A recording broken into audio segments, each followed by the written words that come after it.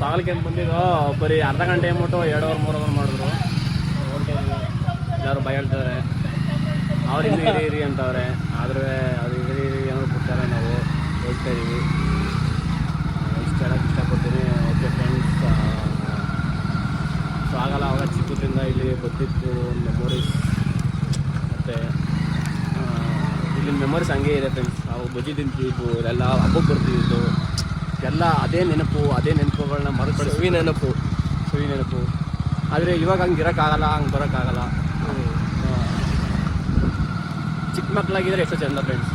ಈ ದೊಡ್ಡವರಾದ್ಮೇಲೆ ಕಮಿಟ್ಮೆಂಟ್ಸು, ಅದು ಇದು ಫ್ಯಾಮಿಲಿ ಇದೆಲ್ಲ ಸುಮ್ಮನೆ ಓಡಾಡ್ಕೊಂಡು ಜೀವನ ಸಾಕಾಗುತ್ತೆ.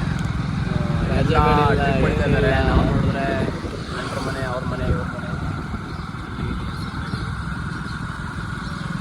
ಬೇರೆ ಇಟ್ಟಿದೆ.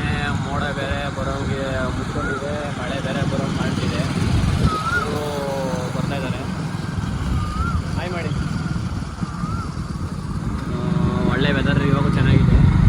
ಮಳೆ ಬಂದ್ರಂತೂ ಸಿಕ್ಕಾಕೊಂಡ್ರೆ ಮುಗಿದು ನಮ್ಮ ಕತೆ. ಫುಲ್ಲಿ ಒಂದು ನೆನ್ಕೊಂಡೇ ಹೋಗೋದು. ಸುಮ್ಮನೆ ಅಂದಮೇಲೆ ಏನು ಮಾಡೋಕ್ಕಾಗಲ್ಲ.